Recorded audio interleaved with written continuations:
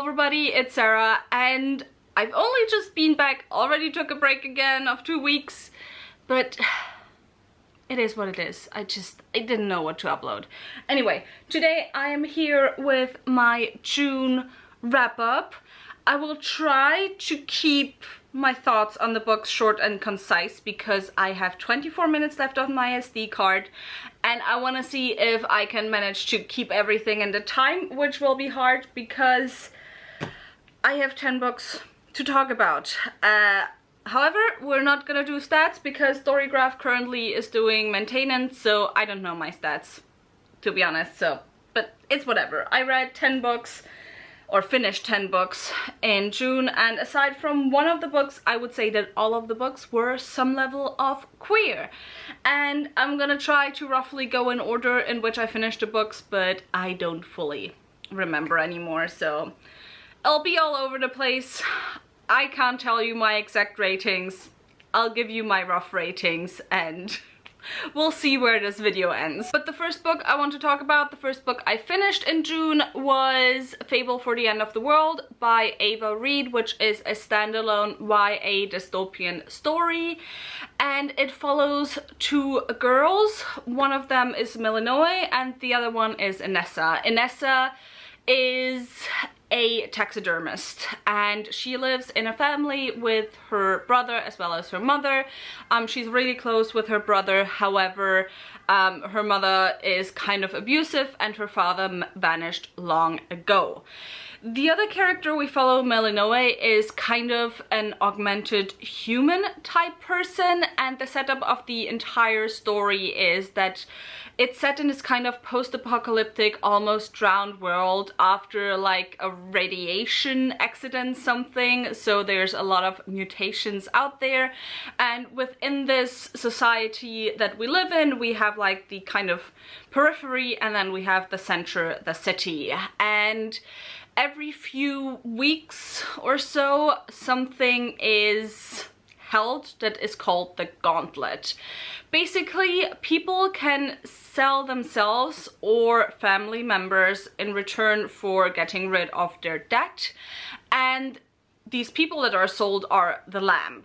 On the other hand, you have the Angels, one of which is Melinoe, and Lambs have, I think, I don't know, 48 hours or something to try, or maybe a week or something, like a certain period of time to try to escape the Angels.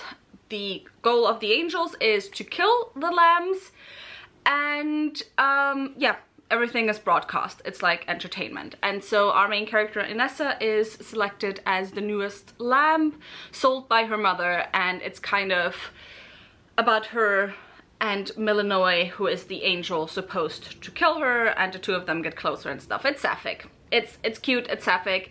I listened to this on audiobook. I thought overall the two narrators separately did really well. However, Inessa's narrator, in comparison to Melinoe's narrator, didn't do quite as well, especially in replicating Melinoe's voice, whereas the other way around it was done really well.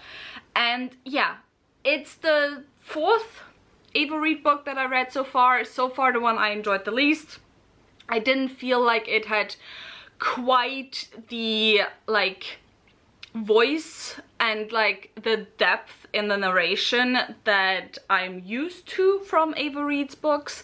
However, if that's not necessarily something that you look out for, I think it's a good story, it's a fine story. It gets compared a lot to Hunger Games. I personally don't think it's like Hunger Games because it's not really about breaking the system. So it's not about a rebellion, about breaking the system, anything like that. The only similarity really is that there's like a death game type thing in the story.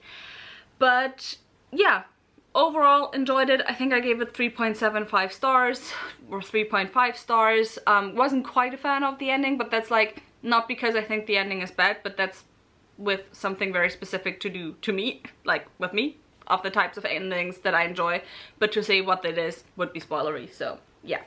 But definitely still really enjoyed it and had fun with it. Next was the one non-queer book that I finished because it was like I dragged it into June from May, and that was The Phoenix King by Aparna Verma. I was surprised. I thought that this would be solidly high fantasy, and I would say in terms of the structure of the book, it's still more fantasy. However, in terms of the world building, it is quite sci-fi, so it's a futuristic world. And within this one, we have this country where on the 25th birthday of the crown prince or princess, they take over the throne. However, to do so, they must be able to hold the sacred flame, which our main character, Eleanor, can't do. And her father, the king, won't tell her what the secret is. However, her coronation is only a few months away, or weeks even, at the beginning of this story. A second character that we follow is also someone who used to belong to a group of assassins and who is now in the guard of the princess for different reasons.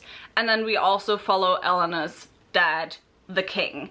And it's really pretty standard high fantasy story type. So we follow a main character who seems to have a certain destiny and who is part of this kingdom that is quite small and that is under threat of being overtaken by this bigger empire, and it's kind of struggling to keep its place amid intrigues at court and from the outside, etc. I definitely once again enjoyed this. I would say this was like a very standard high fantasy. It's one of those ones where I think if you really connect with it, I think it could be a new favorite. For me personally, it will probably fall into the rows and rows of like 3.5 to 4-star fantasy series, but I'm definitely excited to read the next book in this one, which comes out in November, I think. Also, I believe this originally was self-published and then picked up last year or the year before that by Orbit. Next, let's actually go with one of the last books I read, but which falls kind of in a similar vein as this one, and that's Warrior of the Wind by Sui Davis Okungboa, which is the second book in the Nameless Republic. I really enjoyed this once again. I mean, it kind of falls in the same vein as this one, although I will say I think that this is slightly more memorable to me because one of the main characters is a trope that I really like, and like purposely one of the main character is a scholar, and so that's actually the character that we follow first in the first book. He's a scholar who kind of gets entrenched in the like intrigues of different factions of the empire that he lives in. He's also someone with heritage that isn't exactly liked within the system, so that's partially oppressed. However, he is one of the first people with that background to make it to like the university, whatever. And he, however, meets someone, and through meeting her discovers that he has specific magical powers, and those specific magical powers are linked to like the stone material thing that can be mined called Ibor. Another character that we follow is this character that Danso, who is our main character, meets, Lilong, and then we also follow Danso's kind of like ex-girlfriend, Asheme. And it's, once again, it's a story that's kind of hard to really wrap up concisely because there's a lot of moving parts, there's a lot of legends, there's a lot of like a little bit of like prophecy to the whole thing. There's also different rebellious factions to the main empire that this is set in. And the second book, honestly, surprisingly, I couldn't remember a lot from the first book, but I still didn't have a hard time getting into this and really enjoying it, because there's a really well written summary of the first book at the beginning of this. And like, I enjoy that more and more authors seem to write those like the road so far type summaries at the beginnings. However, this one was one of the better ones that I read that really helped me remember the different factions and the different stuff that went on in the first book. Also, I really enjoy Davis Okungboa's writing. He has this very storytelling-esque writing that's kind of similar actually to Daughter of the Moon Goddess, and it's like a type of writing that's almost reminiscent of oral storytelling in parts that I just personally really enjoy. However, I've also heard other people not enjoy it that much because it can sometimes feel like the story keeps you at arm's length. I just really like that. I just personally, I love it. But yeah, definitely recommend. I don't know when the third book will be published, however. It's been 2 years already since this one, and so far, nothing that I've seen about the third book. Moving on, Someone You Can Build a Nest In by John Wiswell. This is about Shesheshen, who is like a monster. She's like basically an amorphous glob that takes in metals and stones and the bones of the people that she eats to like make herself a body, and she really just wants to be left alone. However, every now and again hunters come and like disturb her rest. And this story is about her meeting a girl named Homily after she has been like kind of hunted by hunters, who stitches her back together, and so she tries to keep it secret that she's a monster from Homily while also trying to kind of escape Homily's family, which is an old hunting family. Not gonna lie, this one, it wasn't bad. It was disappointing for me though. I wanted more. I wanted more. Like the main thing about this book is that Shesheshen, or whatever Shesheshen is, when these monsters find someone they love, they like build an egg sac, and then they want to deposit that egg sac into the person that they love. So I expected oviposition. I was told there would be oviposition in this book. Not that it's necessarily something that I overly enjoy reading about. However, if I am told it's a thing, and if the book makes a big deal out of it throughout the whole book, I want there to be oviposition in the end. There's never oviposition in this. So yeah, also, I just said that way too often right now. I regret everything. I'm sorry. I had a hard day at work today. I'm tired. But yeah, also I didn't really vibe with the romance. I felt like it was a lot of telling, not showing, but not in a good way. So yeah, I just personally, again, I think I gave it 3.5 stars. It's not a bad book. If you want something very cozy, low stakes, it's a good book. I'm not a cozy, low stakes kind of person, however, so, you know. I wanted more of the horror that the other cover of this book promised. Like more body horror and stuff. I wanted cozy horror, you know? And this was just cozy fantasy. Then next, The Sunforge. I did actually really well with like continuing series in June. The Sunforge is the second book, and I think it's called The End Song or something. By Sasha Stronach, who is a trans Maori author. This is also kind of post-apocalyptic. The first book, once again, it's kind of hard to explain. It's about people who die and then get chosen by gods and then come back and they have magic powers. That's like... And then there's other stuff going on also. That's kind of like world-ending big stuff. And fighting the gods and stuff. There's a lot of really fun stuff in here. There's mushroom houses that constantly grow. And there's like living ships, like not live ship traders living ships, but like, you know, plant ships, living ships, mushroom ships. It's really weird. It's really good. Go and read it. I love it. I gave this 3.75 also, but it's like more closely towards the 4 stars. Also, the third book, according to the author's website, is supposed to come out this year, so who knows? There still isn't a title though anywhere, so I hope it will actually come out this year. Then I read Gabrielle by Georges Sand, which is really funny because at the end of last month I was on Mallorca. and we went to like the village where Georges Sand lived with Chopin. The two of them had kind of like an affair for I think almost a decade. And Georges Sand is a French author from the beginning of the 19th century who wrote under a male pseudonym but was a woman. And even like in public in Paris, she dressed in men's clothes a lot. However, privately and in the countryside, she dressed more feminine. And like the reason that she cites for dressing more masculine is so that people won't stare at her, because she wants to smoke and stuff and do a lot of more masculine things. And she wrote stuff also that's like challenging the gender norms of the time. This isn't queer in the way that we would today understand queer. However, queerness isn't just your sexuality or your gender identity not aligning with like a biological sex or whatever.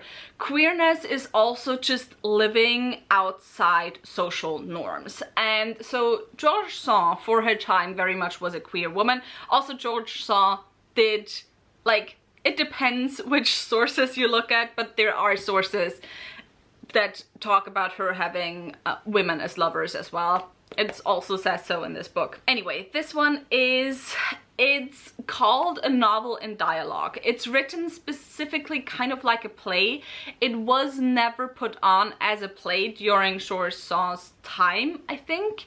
However, there are theaters nowadays that put it on. And this one follows Gabriel. And Gabriel was raised as a man, even though he is a girl, by his grandfather, who didn't want the inheritance of the duchy or whatever to go to Gabriel's cousin because he doesn't like the son that's the dad of that cousin, whatever.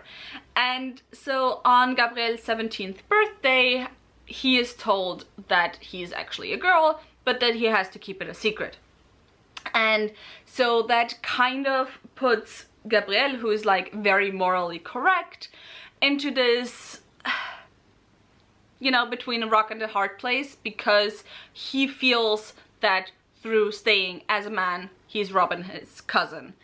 And so this book follows him, sometimes her, as he lives partially as a man sometimes she lives as a woman, falls in love, etc. And it's just, it's a lot about the dilemmas that Gabriel faces as Gabriel with one L and then Gabriel with LLE. So like, you know, the French. Gabriel. It's male, female names, but you pronounce them the same basically. It makes sense if you sound out the names. Anyways, really interesting, really fast and quick read. Really depressing. This started kind of as like almost comedy type thing, you know, Shakespearean, some gender fuckery comedy. Oh my god, she kisses people and they know or don't know or whatever. It ends really fucking tragic. It's a tragedy in its core, and so yeah. But definitely recommend this. It's very fun. I don't think I will actually manage the 24 minutes, but we'll see.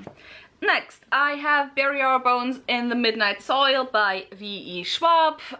Everyone knows about this. This is about toxic lesbian vampires, except I think I mainly want to talk about is that I think the tagline, it's about toxic lesbian vampires, is kind of a misnomer, because first of all, I think it's kind of wrong marketing the way that Gideon the Ninth as lesbian necromancers in space was a misunderstanding, even though it's kind of not, because, you know, it ends up being lesbian necromancers in space. However, in this one we follow 3 women at 3 different times as they turn into vampires.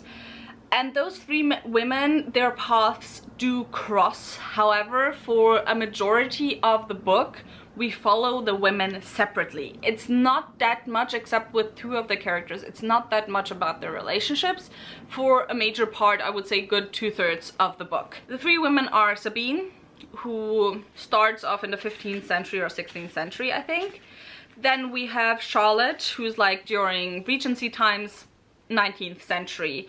And where Sabine already plays a major part. So Charlotte's storyline is the only one where one of the other two women is like actively present. And then we meet Alice, who after spending one night with Charlotte realizes that she's a vampire and she tries to find Charlotte. However, throughout a lot of the POV chapters that we get with Alice, Charlotte isn't actively there. So she's kind of a ghost. And we also don't know about Charlotte yet that much because that's like before we get any POV chapters from Charlotte's POV. If that wasn't confusing yet. Also, I don't think these people are that toxic. Maybe I just have like really bad standards for toxic characters. I didn't think any of the characters were that toxic. Even Sabine. Sabine is not the nicest character, but I wouldn't say actively toxic in a way where, you know, you root for this toxic relationship that she has with other people. However, this is a book for you if you enjoyed Addie LaRue. I loved Addie LaRue. It's written very similarly. It's very meandering. It seems to be going nowhere because it's more about the character exploration rather than getting to a specific point within the plot. The writing is beautiful. I personally didn't enjoy it quite as much as Addie LaRue because the part that I enjoyed the most about Addie LaRue was the relationship between Addie and Luc. And here we don't get, as I said, that much of relationships between the characters. And the parts that we do get of the relationships I really enjoyed. I would have wished there was more of it though. Like I would have wished that Charlotte's chapters had started early on in the books. But yeah, can definitely recommend, especially if you love like meandering stories with beautiful writing. It just once again has proven to me that while I don't enjoy all of V. Schwab's writing, there are some books, like these very specific books, that I do highly enjoy. I gave it, I think, 4.25 stars or something. So, 2 more things to talk about. Next, I have The Starving Saints by Caitlin Starling. This one was fun. I highly enjoyed this one. This is kind of medieval fantasy horror. It's set within this medieval style castle that has been under siege for 6 months and the food is slowly running out. We follow 3 women. One is Phosphine, I think her name is, who is kind of like a witchy alchemist, a former nun who has been disgraced and is now trying to do the impossible and create food from nothing. A second one is a lady knight with a dark past, or a somewhat dark past, who is now right hand to the king and like feels a little bit like a glorified lapdog. And the third one is, I forgot her name, but the third one is someone from Lady Sir Vorn, I think the knight is, but someone from Sir Vorn's past, who has her own agenda within the city.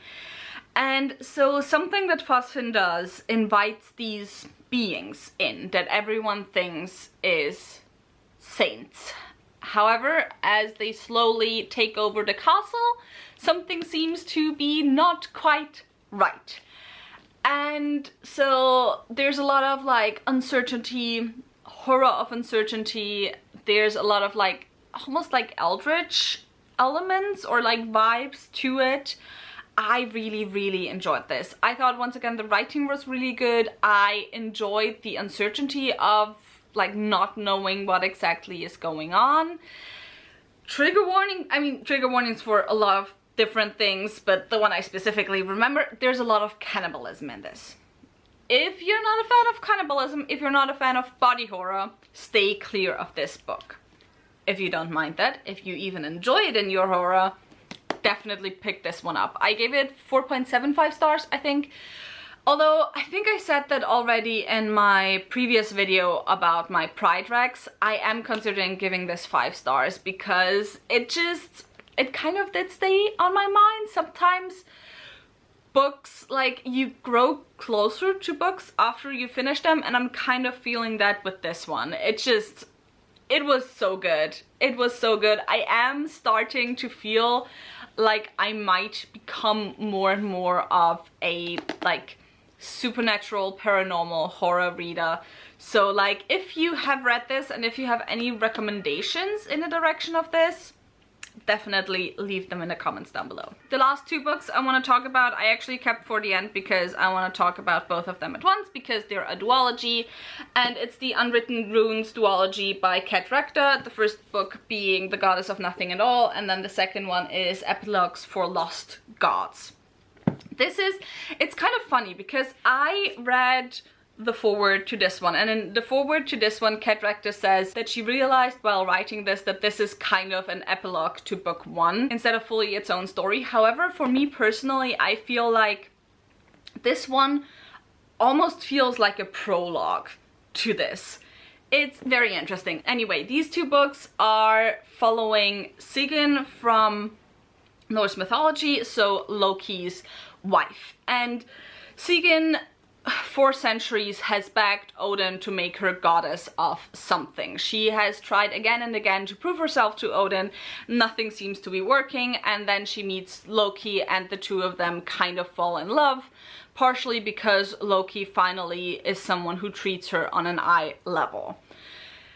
And the gods don't seem to be, especially Odin, don't seem to be happy with that. And so the first book follows kind of Sigyn and Loki's story. This is somewhat treated as romantic fantasy or romantasy. I wouldn't say it is because in this book there were so many instances where I just actively didn't want Sigyn and Loki together. Loki is one of my favorite, both like mythological figures but also archetypes within storytelling. This book made me hate Loki. I just wanted him to die. To fucking get over it and die. It's very interesting because there are certain figures where I'm very particular with how they're portrayed. Not in a way where I think I have the right of how they should be portrayed, but in my preferences. And for Loki, that's definitely based on The Gospel of Loki by Joanne Harris. This Loki is very different, which is why it took me a while to get into it.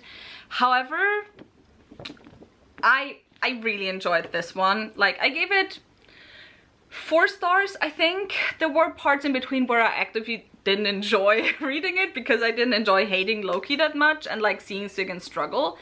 This second book made me bawl my eyes out. See, there's this thing where there's characters you relate to or where you like, huh, mood. And then there's characters or writing that strikes a chord within you, that just reaches you bone deep, where you just feel a connection to the trauma of certain characters that just makes you rethink going to therapy once again. Kat Rector is really great at writing those type of characters for me. I had the same thing with Laurel, and I had it again with Sigyn in this book. But I do want to upload a full review of this duology. I will probably wait until I have read the short story collection also, but I will leave it at that for now. Gave this one 5 stars.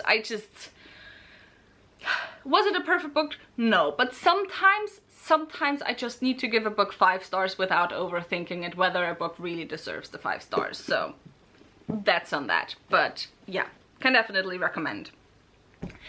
And that was it for my June reads. Also, by the way, forgot to say it, Loki is gender fluid in this one, like in all her gender fluid glory, and Sigyn is bisexual, so yes. So that was it for my queer reads. Tell me in the comments down below, how did your June reading go? Did you pick up any new favorites? If you enjoyed this video, maybe think about giving me a thumbs up and also maybe subscribing. All the links to my social media as well as to my book club of Queens, Witches and Valkyries will be linked down below.